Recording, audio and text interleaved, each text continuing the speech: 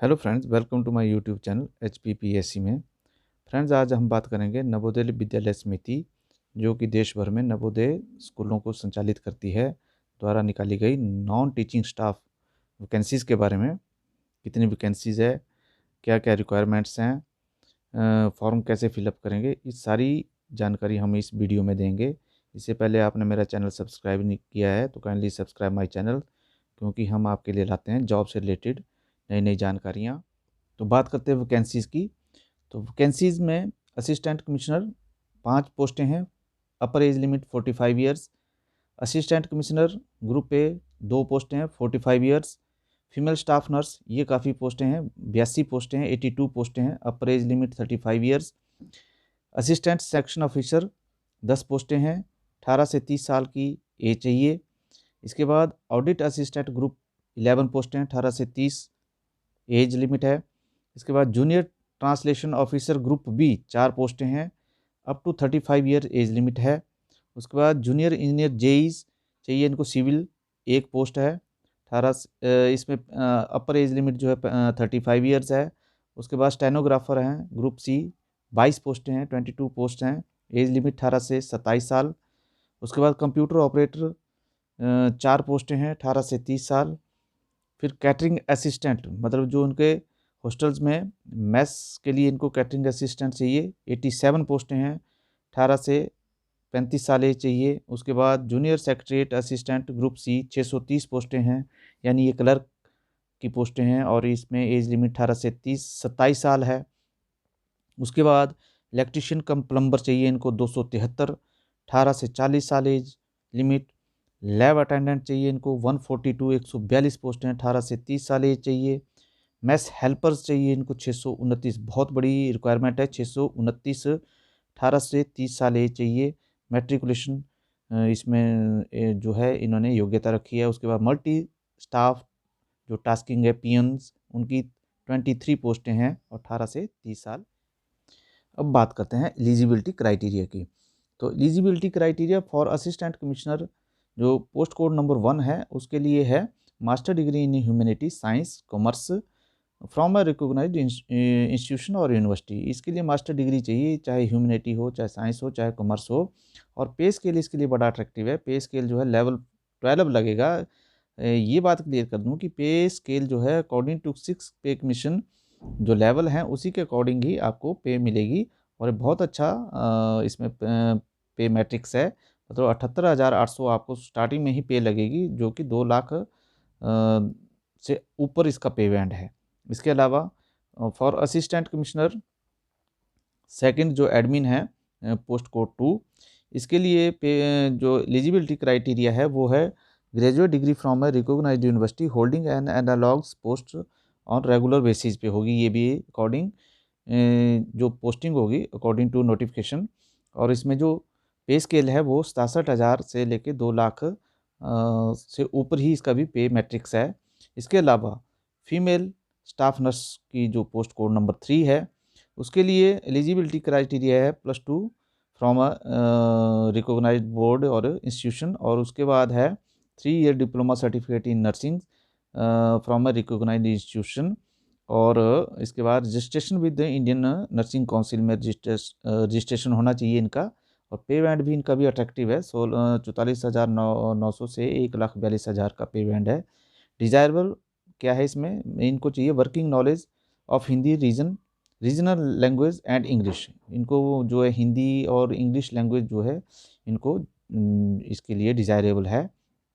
इसके बाद जो पोस्ट कोड 4 है असिस्टेंट सेक्शन ऑफिसर, इसके लिए पे स्केल है 35,400 से 1,12,000 का। और इसमें degree from a recognised university knowledge of computer operation चाहिए इसके लिए। इसके बाद जो ऑडिट असिस्टेंट हैं उनके लिए पोस्ट कोड नंबर 5 पे स्केल है इसके लिए 35,400 से 1,12,000 का मैट्रिक्स है इसमें। और एसेंशियल क्वालिफिकेशन इसके लिए चाहिए ऑडिट असिस्टेंट के लिए BCom from a recognised university, simple BCom चाहिए। 3 year experience of account works government semi government autonomous organisation में जो है 3 साल का एक्सपीरियंस भी इनको चाहिए। जूनियर ट्रांसलेटर ऑफिसर चाहिए, पोस्ट कोड नंबर 6 इसके लिए पे मैट्रिक्स है 35,400 से 1,12,000 का। और जो अपर एज लिमिट है वो not exceeding 32 years. Master degree in from a recognised university in Hindi with English और कंपलसरी इलेक्टिव सब्जेक्ट्स और as medium examination of degree level. इसमें बहुत सी जो मास्टर डिग्री ही चाहिए, बहुत सी जो है इन्होंने इसमें जो रिक्वायरमेंट दी हैं अलग अलग, जो भी हो इसमें आप PDF जो भी इनकी नोटिफिकेशन है उसमें आप डिटेल में इसको पढ़ सकते हैं। उसके बाद जेई सिविल इनको चाहिए, post code number 7। Essential qualification चाहिए डिग्री इन सिविल इंजीनियर और 3 year diploma in civil engineering from a recognised institution and 3 year experience in construction buildings में। इसको 3 साल का डिप्लोमा भी चाहिए और 3 साल की ही इनको एक्सपीरियंस भी इसमें रिक्वायर्ड है। पे बैंड वही है 29,200 से 92,300 का इसमें पे मैट्रिक्स लगेगा। तो पे मैट्रिक्स अकॉर्डिंग टू 6 पे कमीशन ही लगेगा आपको, क्योंकि ये सेंट्रल गवर्नमेंट की भर्तियां हैं। इसके बाद स्टेनोग्राफर पे स्केल लेवल 4 होगा, 25,500 से 81,100 तक पे मैट्रिक्स स्केल है। क्वालिफिकेशन इन्होंने मांगी है सीनियर सेकेंडरी स्कूल सर्टिफिकेट +2 चाहिए, shorthand type 80 words per minute and typing speed of 40 words per minute in English corresponding to 12,000 kDPH। उसके अलावा और भी shorthand speed 60 words per minute and typing speed of 30 word per minute in Hindi corresponding to 9,000 kDPH। इसके बाद इनको computer operator चाहिए, post code number 9 और level 4 है। पे मैट्रिक्स इसमें 25,500 से 81,100 तक चलेगा। एज लिमिट है 18 से 30 साल।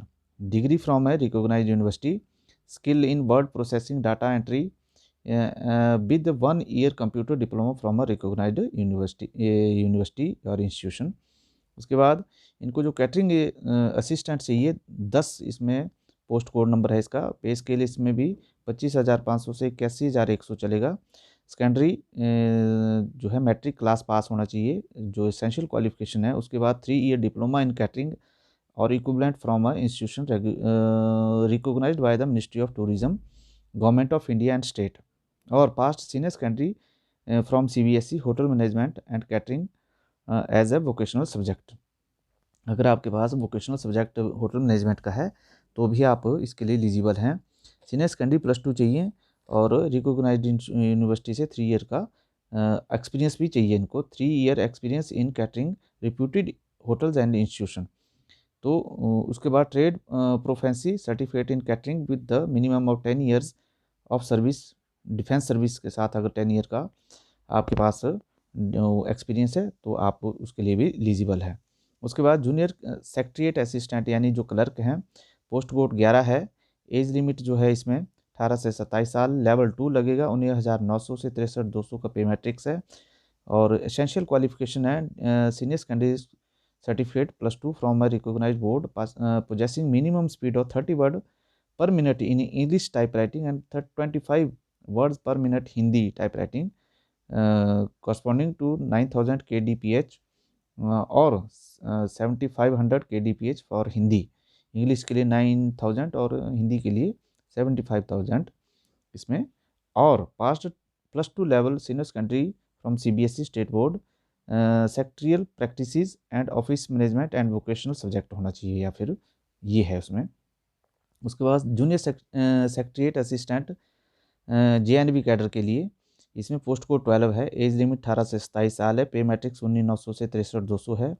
इसमें भी एसेंशियल क्वालिफिकेशन आपको चाहिए senior secondary certificate from a recognised university और टाइपिंग स्पीड जो भी इसमें रिक्वायर्ड होती है ये सेम ही है सभी पोस्ट के लिए, टाइपिंग स्पीड सेम ही होती है। इसके अलावा इलेक्ट्रीशियन कम प्लम्बर्स हैं और उसके लिए एज लिमिट 18 से 40 साल है। 10th चाहिए, ITI चाहिए, वायरमैन की, प्लम्बिंग की, रिकॉग्नाइज्ड यूनिवर्सिटी से, और 2 ईयर का एक्सपीरियंस भी इन्होंने मांगा है। लैब अटेंडेंट के लिए एसेंशियल क्वालिफिकेशन है 10th pass with certificate diploma laboratory technician और 12th class with science stream recognised university से, या तो +2 होना चाहिए साइंस स्ट्रीम में तो वो भी उसमें चलेगा। मैथ्स हेल्पर्स के लिए जो है पे स्केल लेवल 18,000 से 56,900 तक चलेगा। एज लिमिट 18 से 30 साल है। मैट्रिकुलेशन पास्ट होना चाहिए, मैट्रिकुलेट होना चाहिए।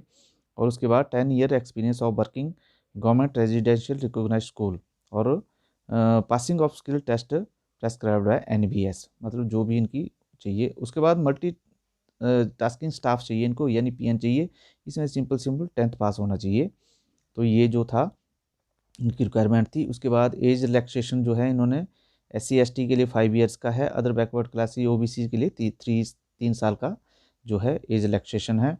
उसके साथ साथ अब बात करते हैं कि हाउ टू अप्लाई। जो कट ऑफ इसमें रिटन टेस्ट होगा, इसमें इस PDF में आपके लिए सारा जो सिलेबस है, हर चीज़ गाइडेंस दी हुई है। काफ़ी लंबी PDF है, 35 पेज की PDF है। तो जिन्होंने भी ये भरना है उनके लिए प्लीज़ इसको पढ़ना ज़रूर पड़ेगा सारी को। उसके बाद इन्होंने नेम ऑफ सिटीज़ दे रखी हैं जहाँ जहाँ ये स्कूल है। हिमाचल में भी सोलन है, रांची, बेंगलुरु और बहुत से हैं, पर हिमाचल में सोलन का ही अभी तक नाम मैं पढ़ रहा हूँ इसमें।